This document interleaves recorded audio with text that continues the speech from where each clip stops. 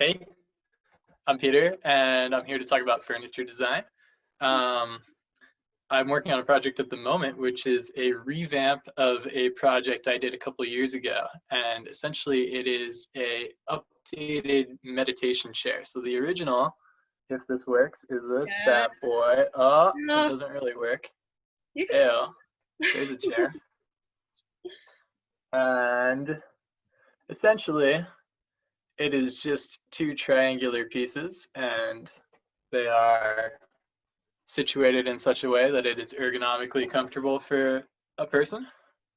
So my updated design is gonna change from using triangles to using these bad boys. Ooh, I love This it. is called the rouleau triangle. It's a very cool shape that is the same diameter no matter where on the shape you are. So similar to a circle, but it's not a circle. So it's kind of exciting. And it rolls, right? You can roll those, sort of. Sorry? You can you roll those? You can roll those. Yeah, they actually roll like a wheel. Oh my god. Pretty sweet. So I got excited about that. I like doing things with geometry in my work and just highlighting cool geometry stuff that you don't really know about unless you see it. It's amazing. So, and you are like the tallest human alive. So making a meditation chair, like how do you plan for like different bodies, different shapes when you're making a piece of furniture? So for this particular one, the system I think I'm going to employ is to make the stock piece with the longest possible legs. And then as people come and order them, I will say, all right, how much leg do you want me to cut off? That's perfect. So they're each kind of, I guess not modular because they're all the same pieces, but like they're customizable in the design. Very customizable, yeah. Cool. So what got you interested in making furniture in the first place?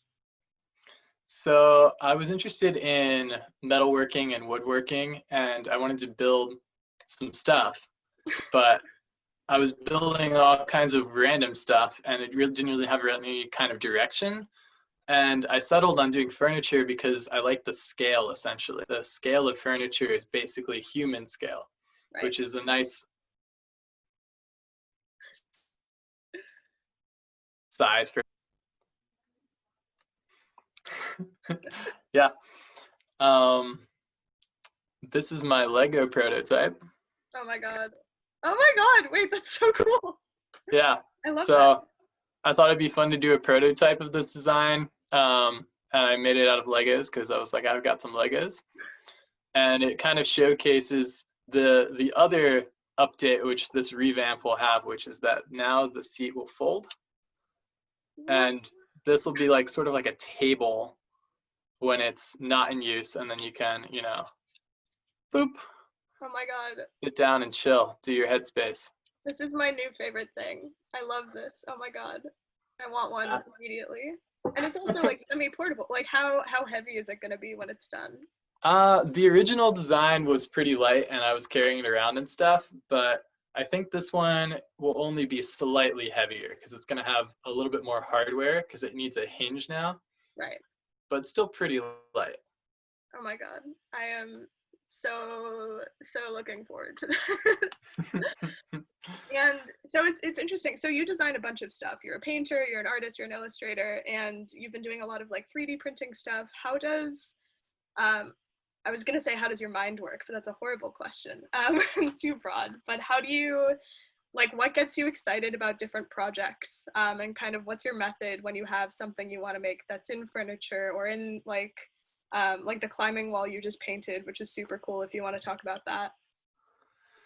Man, I don't really know how my mind works, but the things that get me excited are lots of things that evoke nature and geometry and sort of like the principles behind form and shape.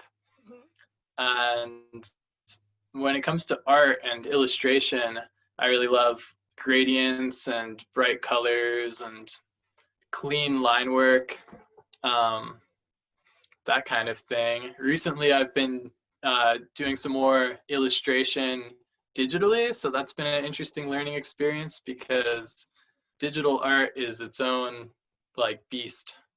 So different. I am still like too afraid to even get close to it. I'm still with my watercolors and my pens and my pencils. So kudos to you because that's a jump. Yeah, right on. I tried to do Inktober this year, fully digital, and I had to give up about 10 prompts in because it was taking me a long time because I had to learn how to do it and then do it. They were all super cool though, the ones that I saw. And it's interesting because I like when you were posting stuff, it was clearly like I could tell it was your style before I saw your name attached to it because you have a really good empathy between your digital art and your personal artwork, or like the non-digital artwork. Um, and I think like how would you describe, I guess, your style of art and illustration and design? I guess they're all different. Oh man. I feel like I really like to have clear shapes and like a figure ground relationship in all the pieces. So the advantage of doing digital art that I've found is that you can do vector line work. And then once you've got all the vectors down, it's very easy to change all the colors up and just simply recolor it with different palettes.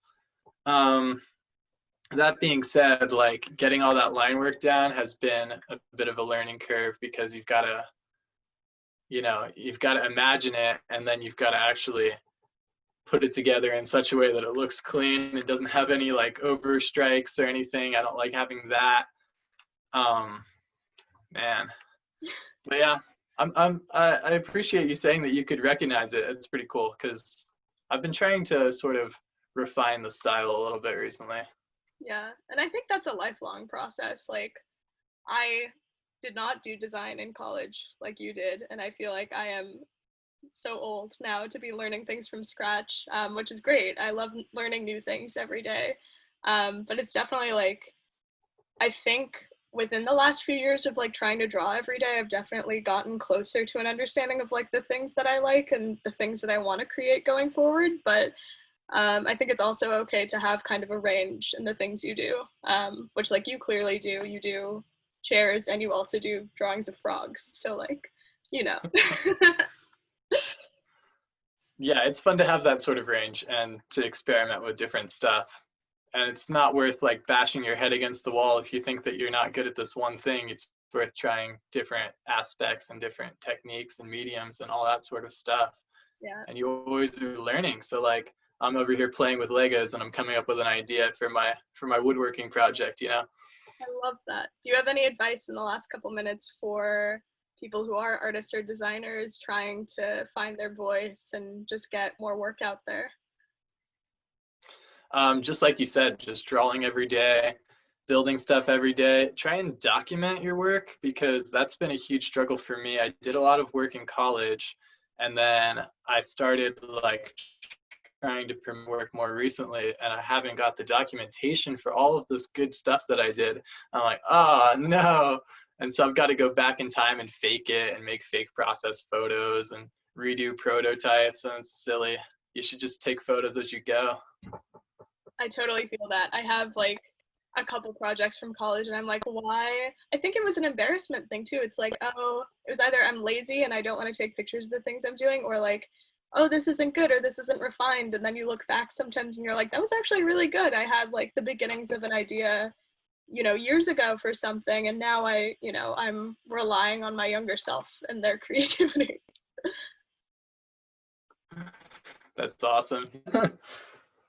Oh, so tell me about this climbing wall. Oh yeah, so my buddies that I lived with in San Francisco, we're all on the max exodus from San Francisco, basically. Like, let's get out of here. It's expensive. We're all working from home, and they're like, we're gonna move to Tahoe and just live the outdoor adventure dream. So that's what they did, and I was up visiting them last week, and they have built this giant climbing wall. It's made of plywood and it's got all these little like fixed points where you can put holds, and super cool. And they're like, hey dude, do you want to just paint it? And I was like, okay. So it was pretty freestyle. I've been doing some more work with spray paint recently. That's its own medium of just like trying to figure out how to control and get clean lines when it's just constantly paint is just splattering everywhere, splashing about. Cool. And I just kind of went for it on this occasion. I had an idea of some elements I wanted to include. I looked at some work from Mobius actually, and was like, yo, this is kind of cool. I wonder if I could get these elements in there. And it came out amazingly. And now, unfortunately, we're out of time, but it's always great to catch up and learn about the projects you're working on. And I really appreciate the conversation. For sure. Yeah. Thanks for doing this.